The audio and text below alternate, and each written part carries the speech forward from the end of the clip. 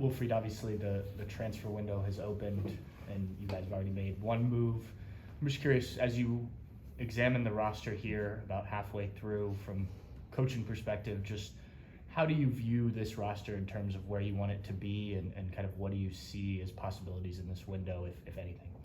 I'm happy because the idea was to see, to know better the players, and we had the possibility, yes, in the beginning of the year to make change, but I wanted to see all the players, or most of the players, and to give me the opportunity to be more precise. And just for you to let you know that the type of coach that I am during this period of windows, I am open to all the time, open to opportunities and to improve the team all the time. Now, it doesn't mean that we're going to do it, but it means that I am open for that. And what is really important for me is I don't like to have players just to have players. It's really important for me to have quality in terms of instead of quantity. Mm-hmm. So yes, just for you to let you know this is the way I think. But again, like I told you, the way I see how we can make the roster is to be good, yes, to take a player, but also to be good, also to take a good person. So that's why I like to take my time. And when I decide, obviously with the front office and the scouting department, they do a really good job already. And after that, it's all about what we do, or do we do it now, or do we wait? So this is my spirit. Is there an area, position group, anything that you specifically would like to address this window, or is it more of a, like you were saying, if you find somebody that upgrades something? No, I would say, when we, these windows for us, I'm not a big fan because there is a chemistry already with the team. And if there is yes, something that we really want, we're going to do it, knowing why we want to do that. But I like to wait also the end of the year to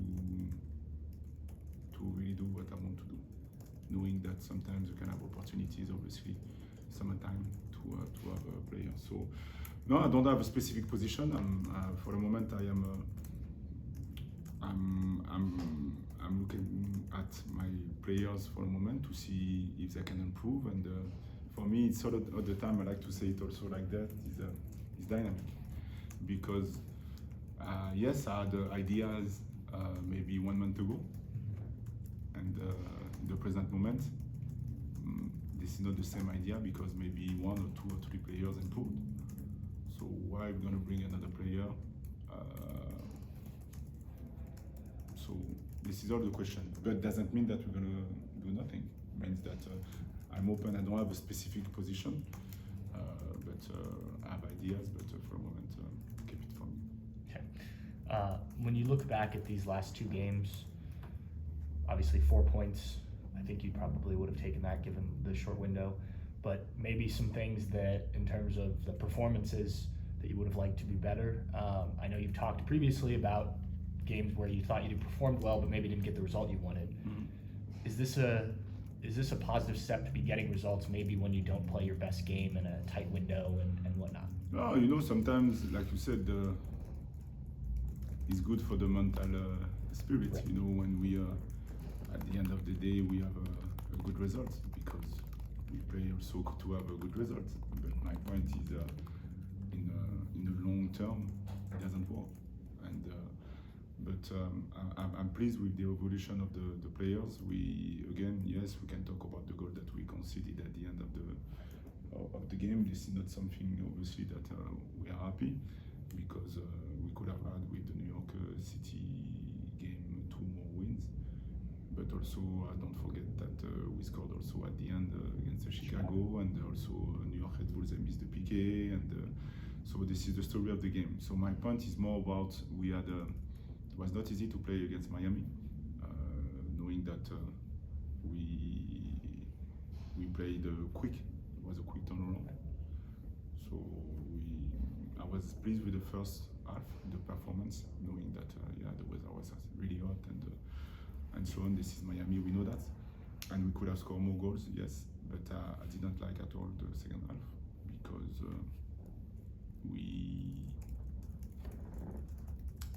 we didn't find a way to win the ball back and to be better with the ball.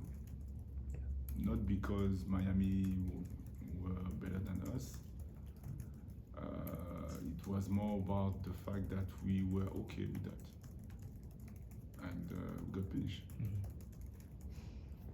So again, knowing that again it was really difficult, and so on and so on and so on.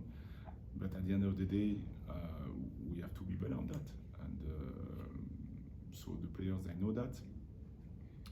And yes, I am obsessed with this situation with the ball, but because I believe that if we are able to have the ball for, so I'm going to give you an example. The first goal that we got, that we conceded second half,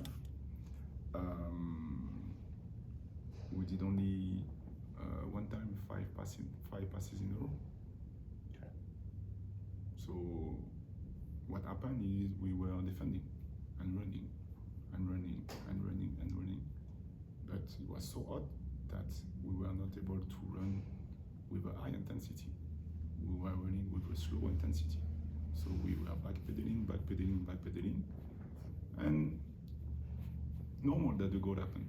Yes, we should have done better in terms of on the corner how to defend that. But again, my point is, it was not the message, and this is something that they do well. But again, in the extreme condition, I would say, we have to find a way to try to get back with the ball a little bit. A little bit. I'm not saying that we, against Nashville, one moment, second half, we didn't have the possession. So I'm saying that we don't have a team that we know that we can defend for a long time. We can do it, don't get me wrong. We can do it, and we've done it. No problem with that. But yeah, we need the ball, and at the same time, we were close to score also the more goals. So, but again, this is decision making and execution. But no, it was a game that difficult in second half because of the condition. But we have to be better. We have to be more. And we did it again. I repeat, because I don't want you to write that. No, we did it. But this is the next level now. This is the next challenge, not the next level. The next challenge. Yeah. Can we be more consistent on that, knowing that we've done better already? But this is not enough to have more wins. Getting Milos back and playing him, being able to play him for the full 90, did you know that he would be able to go the whole, especially in those conditions and everything, and coming off a layout? Did you know that you would have him for the full 90, and how did you think he held up to the demands and the like you said, the conditions and everything? Yeah, so we plan certain things, but the story of the game, with the story of the game, it was difficult to do it. So Milos stayed 19 minutes. He was able to do good things, and after that he struggled also at a certain moment, like the other players. And but it was good for him to be back, and he didn't feel pain, I would say. So this is good for him. So after that we'll see what we're gonna do for the next game. Yeah, when you seem to have more and more choices now. Obviously, you got guys coming back to health. You had Javerko like this week, right? No, I will. Okay. No, he's back, but he's been out for 5 weeks. Okay. He's been off, for 5 weeks. So Sheba is here, yes, but he won't be ready for the game. It's gonna take time for him to go back into the shape. So Okay. I cannot give you a timeline, but what I know is for sure he's gonna have to get back with us and to train with us and to see. So yes, we have other center back, obviously, but like I told you, they are not all healthy at the 100%. And after that, this is decision making. You know, regarding what kind of profile that I want on the pitch, depending the opposition. But that's a good thing though, right? I mean, when you have those different choices and options, you got guys coming back, like Yeah. as opposed to, well, who are we gonna play out of just need? Mhm. Now you can play more from a position of strength. Yes, because for me, a really good tool and really important tool for me is competition between players. In a good way, but competition. Because with this competition, that's why I like to double the position, because I like to have players that they compete for the position. And for me, it's a good tool because it allows all the players to get better and to reach the next level, the next level, the next level. So I'm pleased with that, and I want to have also more competition also with other positions. That's why, like I told you, we are open depending the windows what we can see. But this is the idea. All the time competition, really important. Have you had any more recent conversations with Aidan? No, Do you expect him to return to the club? I have no answer for that. Do you see Sean as a midfielder still? I mean, we asked him about that, and he's What willing did to. he say?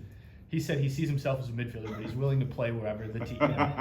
Very, very politically correct answer. Yeah. But in your eyes, I know this wasn't the position you saw him in initially, but he's obviously stepped in and performed well. So, is he back to a midfielder when everyone is healthy, or is this still an option for him to be included on the back line? No, it could be both. He could do both.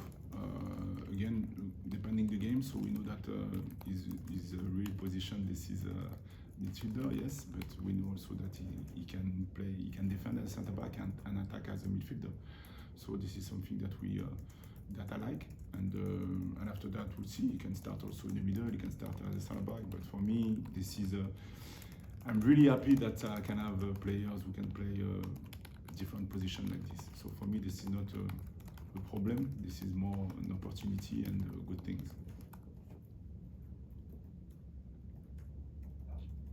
Okay.